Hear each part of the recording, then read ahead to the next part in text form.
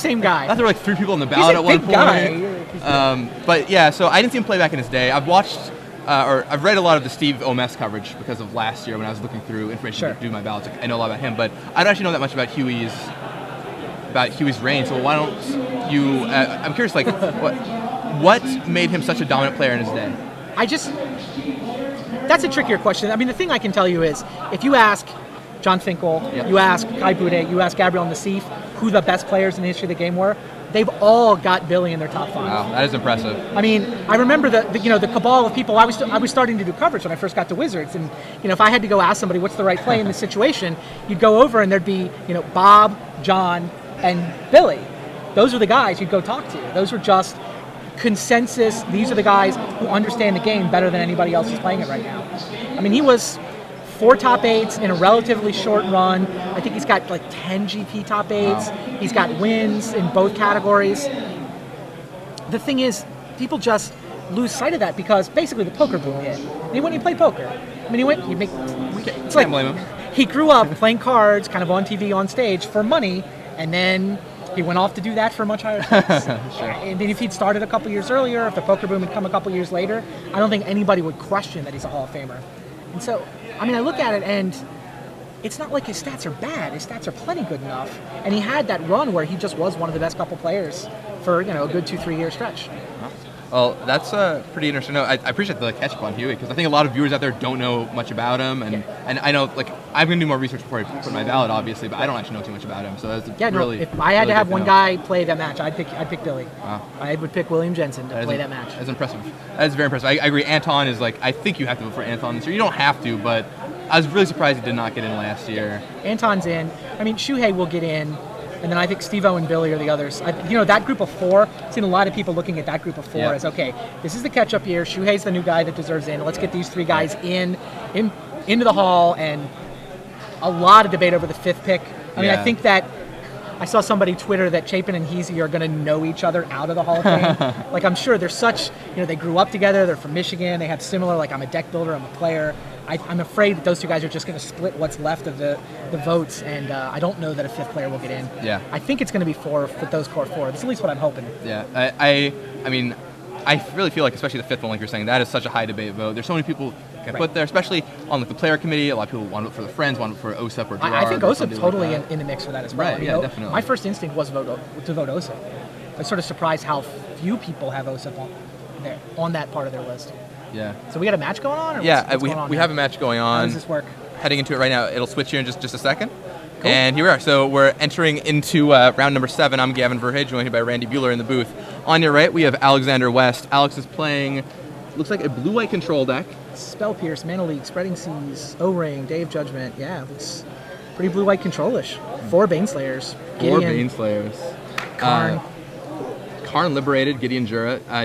No Squadron Hawks, no Swords, just straight blue-white control. Yeah, that's right. On your left, kind of one of the boogeyman's of the format, green-red Valakut. Little different than normal, though. He's got Genesis Wave. He has Karn Liberated. He's got some main deck. He's got a main deck Obstinate Baloth to Green Sun Zenith for. So it should be interesting to see how this plays out. Definitely much different than any other deck we've seen. What are their records? Do we know? I believe they're both X1. X1 at this point. What is this, round 7? This is round 7. I believe they're both 6-1. I'll confirm, but there's the Solemn Simulacrums you're talking about. Yeah. Can I keep calling him Jens? Yes, definitely. Sad robot Jens. Yeah. Good times. And so Alex plays a Colonnade and passes.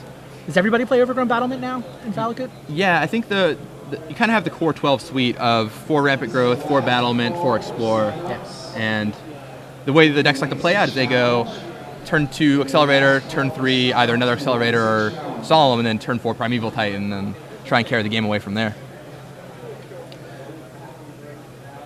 So looks like it's been a while with the play-by-play. So I hope I won't embarrass myself too much. So looks like Kale, Satta, Hotton has 3 lands versus Alexander West, also 3 lands. Alex has a tapped Celestial Colonnade, and Satta Hotton goes for a Rampant Growth. The interesting thing to watch in this matchup, I feel, is Alex has 8 counter spells, and it's going to be interesting to see how he uses them. He can either try and save them and buy time by waiting for Kale to get up on mana so we can Mana Leak, or so he has to play around Mana Leak on Primeval Titan, or he can hit all of his ramp spells early. Typically, I think Alex will probably try and hit all the ramp spells early, but I'm not sure exactly how Alex plans to play this. They're both currently 5-1, or 6. So, yeah, with 3 rounds left Satta in this one. Thought the rampant growth might get countered. Obviously, Yeah. holds it out. May I please? The permission face, as it were. Looking at Alex's hands, I think I see a Baneslayer Angel in there, a Tectonic Edge. Mostly land, though, Yeah, right? mostly lands. Not what you want to see against the Valakut deck, especially because Kale Satta Hotton's deck hand currently looks pretty stocked. I see quite a few spells in there, a couple lands, and that's all that deck needs to start generating action. I see a Zenith, which could go find that Primeval Titan. And looks like he's going to go for a Battlement of his own, which Alex will likely let resolve. Alex is a very meticulous player. He'll take his time for every decision, and he's going to make sure that he makes the right call. And he's going to, as a product of that, he'll always be bluffing counter magic. Kale Satta Hotton also goes for a rampant growth there. How do you feel about how this matchup will play out in general, Randy? It's so you have the kind of traditional like control versus combo-y mid-range ramp kind of thing. Normally the control deck is favored, but Primeval Titan can really put you over the top if it ever resolves. Who do you think has the edge here? Yeah, I mean, the Valakut deck obviously has a lot more reach than your typical sort of, mid-speed red-green deck, right? This is not exactly large monsters the blue-white deck can feast on. I mean, before the bannings, obviously the edge went back to blue-white, but this is what we're here to see, right? Right. I mean, this is, okay, who's got the edge now? Right. Nobody's quite sure exactly how to build blue-white control. Maybe Alex has got the right version of it. This version does not look as good against Valakut, though. No. It seems like he's just slower, right? He's trying to say, I'm going to smash the creature decks, and I'm going to hope the Valakut isn't all that. Yeah, I agree with that analysis entirely, partially because the Sword of Feast and Famines out of the Cobblade deck really help keep the Valakut Menace under check, because discarding cards, you strip their last couple cards, there's a Primeval Titan in there. Right. Not so much when you have to tap out for a Baneslayer Angel. And if you look at Alex's sideboard... He's got no clock. Right, no clock, and so there's no pressure for Satta Hotton to make a move. And if you look at Alex's sideboard, he has 4 Flash Freeze, 4 Stoic Rebuttal, 2 Leyline of Sanctity, so he clearly knows this could be a problematic matchup. Yeah, this looks like a deck list that punted game 1 against Valakut. So Kale drops another Overgrown Battlement down. Yeah, I mean, he's gonna accelerate, he's gonna craft the perfect hand, and there's probably not a whole lot that Alex is gonna be able to do about it. Yeah, I mean, Kale will try and get up to 9, 12 mana to pay for a Mana Leak on a Titan, and Right. Looks like Alex is probably gonna go for Baneslayer here. Yep, there's Baneslayer. I like the play. I think you have to... Yeah, he's got no choice. There's a Beast Within on Baneslayer. You have to be able to be a little bit aggressive, otherwise you're just going to fall behind, and Alex knows that. Yeah, I mean, he held his mana up for however long the mana leaks would be threatening, but they're really just not that threatening anymore. Yeah, let's see, Kale has... 3, 6, 9, 10, 11, 12, 13, 14, 15, Yeah. 16 mana. Oh my. We might see a double Primeval Titan turn here. He has enough for a Titan plus a Zenith for another Titan. It's quite dangerous. Alex is an island. Good spell Untapped pierce. islands are supposed to be scary, right? It's true. If Kale was going to go for both of them this turn, I imagine he would have gone for the Zenith first, so it couldn't be spell pierced. So it's quite possible he's just going to lay the one Primeval Titan and then pass the turn. Yeah. Yeah, the Valakut deck's really interesting because it really revolves around like this one threat. It's all about playing this gigantic 6/6 Primeval Titan, finding a couple lands, and then if your opponent can't deal with it, you win. If not, you have kind of this inevitability with your mountains. It's kind of a strategy we really haven't seen too much in the past. Yeah, it's not clear that how deliberate it was as a strategy these days. And there's Green Sun Zenith leaving. I guess he'd have enough to leave 2 up. Here comes Primeval Titan number 2. Shuffles back in the Zenith.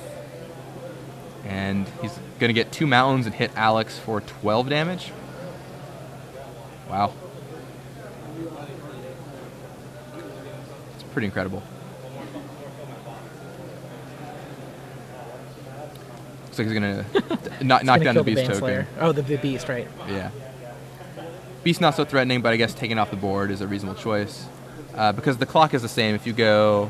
Right, he clears a path for his Titans, right? Yeah, it clears a path for the Titans. As long as Alex doesn't have Day of Judgment, which he does have 4 in his main deck, which is worth noting.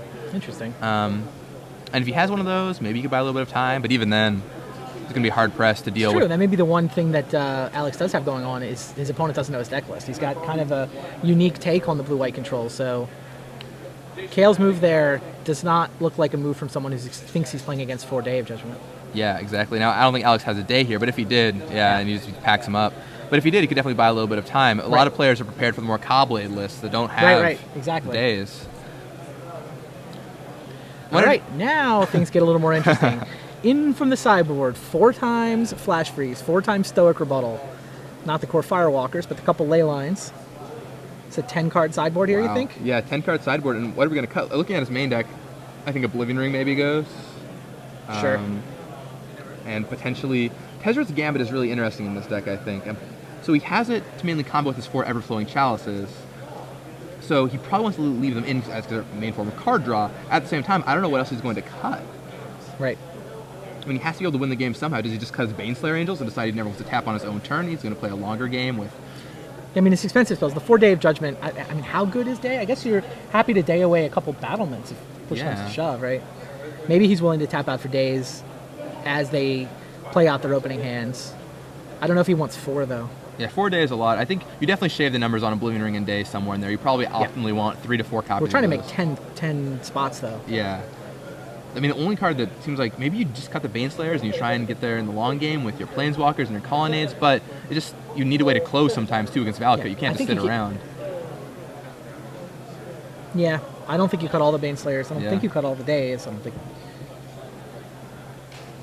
Yeah, I don't know where he's finding room for all this. How good is Gideon in this matchup?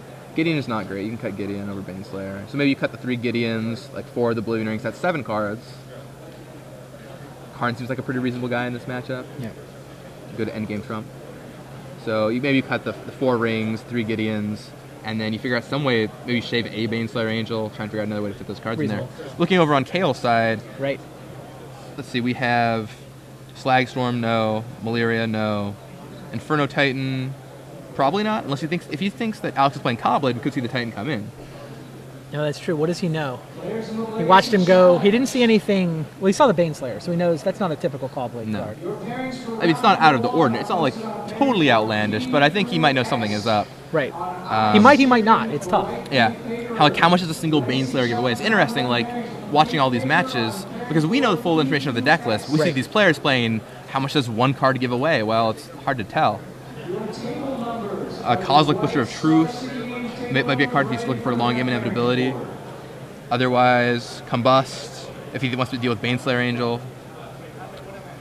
You did just blow him away in game 1, too. I mean, Yeah. there's always something to be said for just, all right, I don't quite understand exactly what your trick is. I'm just going to shuffle up my deck. There are no wrong threats, right? Yeah, and that's the thing about this Valakut deck is it's just so streamlined, and all your cards are just so redundant that if you start sideboarding out too many cards, you'll end up with a handful of reactive cards, which you just don't want. So, yeah, it's pretty important that you keep your deck streamlined. Although there's some really interesting cards in Kale's deck, like Genesis Wave is a card we haven't seen in Valakut at all. 2-card Liberated is really outside the norm. So I don't know if those are cards he moves in and out as he chooses. He's got a bunch of one-up creatures that he can tutor up. So yeah, he has the Obstinate Baloth. On this board, he's got Avenger of Zendikar. Well, looks like the players are picking up their opening hands. Alex will be on the play this game. I think I see a couple lands, 3 or 4 lands in there. Blue card. And I have to think after sideboarding it's better for Alex. I can't imagine this is the first time he's played against Valakut today. And got 10 cards on his board for it.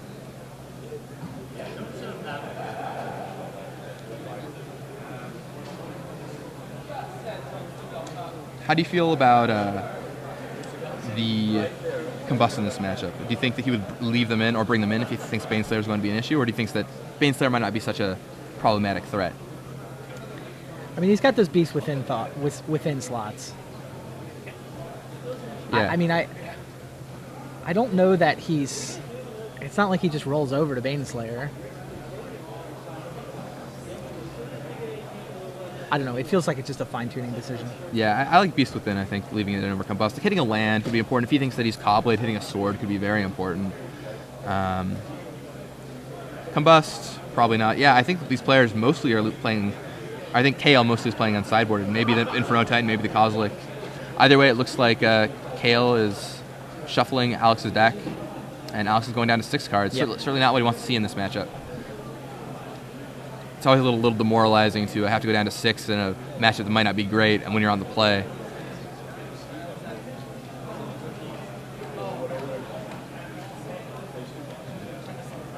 That hand, are there 2 lands in that hand, or just the one?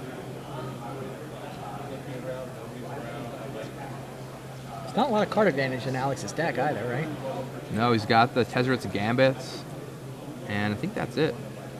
You know, I'm not going to count spreading seas. Yeah. Yeah, pretty much you have to... I mean, his strategy of here come 8 counters and a couple ley lines really sort of depends. It's like, okay, can he counter literally every single threat that comes out of Kale's deck? It's like you kind of need some card drawing at some point to keep up with that. Right, you can't just try and 1-for-1 them forever because that doesn't work out. Right. I mean, sure, he added 8 counters, but he still only got 16. And from the looks of it seems like Alex did keep a 1-lander. I don't think he played a land on the second turn, judging by the fact that Kale already cracked his Terramorphic Expanse. Yep. So this could be a quick and bloody match.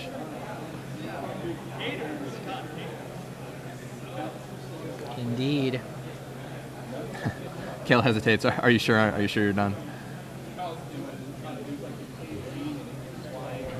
Until people were enjoying the Hall of Fame debate, we may be back there pretty quickly. Yeah. Well, I'd love to talk some more about it for sure. Such an interesting topic. It's great. It's like the one thing I feel like Magic players really unite and feel passionate about. So Explorer comes down for Kale.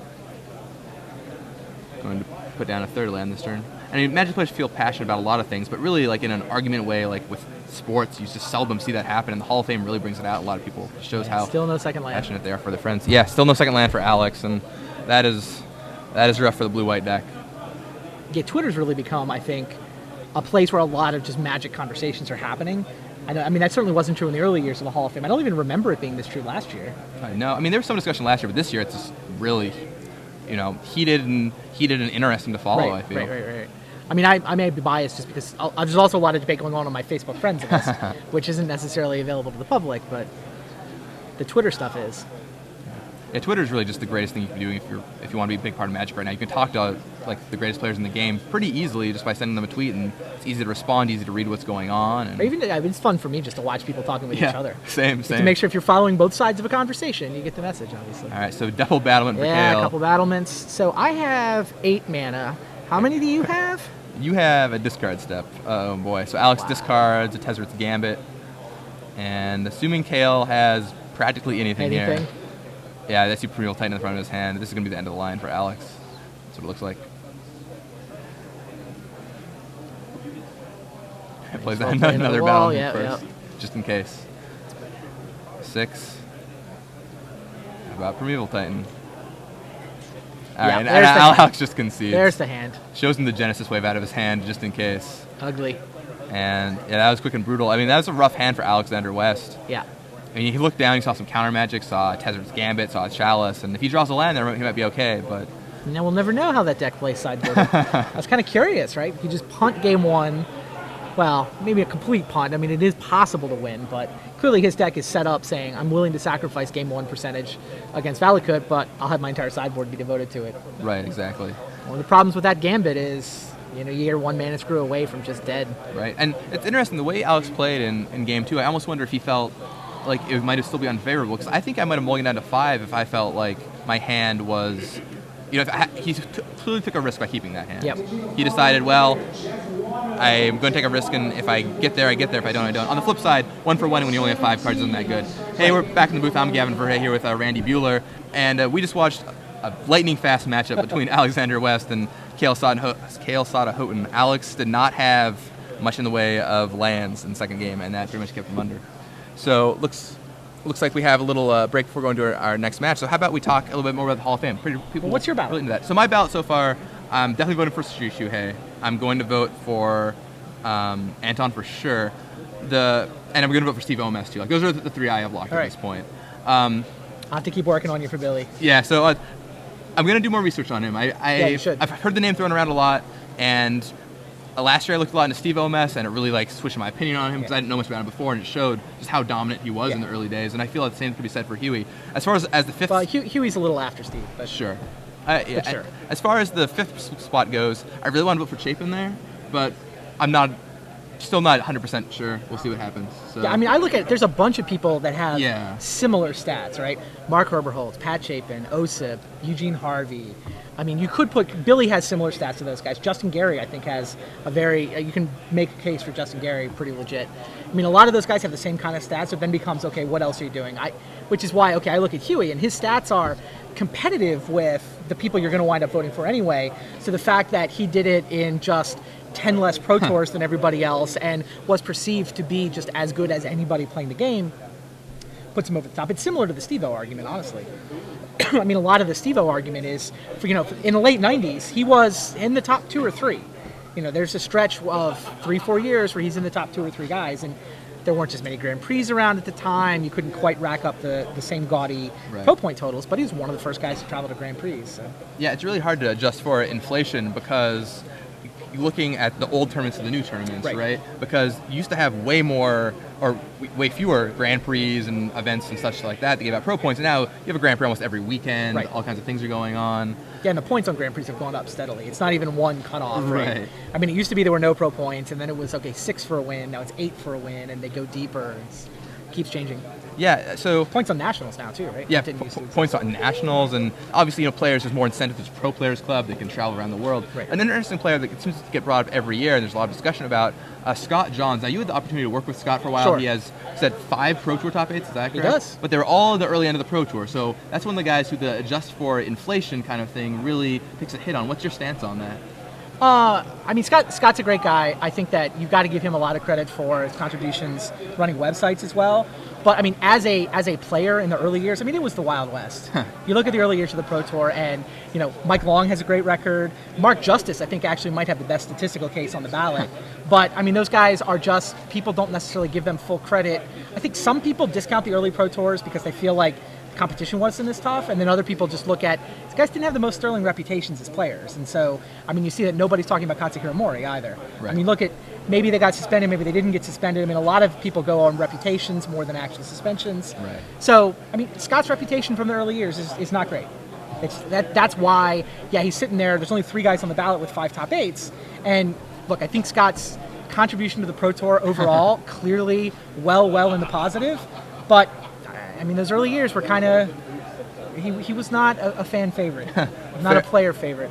Fair enough. Well, you brought up Mori, and speaking of Japanese players, how do you feel about Tsuyoshi Ikeda? That's someone that Zach Hill talked to me a lot about the other day. He was telling me about, how he really led the charge of Japanese Magic in some areas. He's, I think, 3 Pro Tour top 8s, is that correct?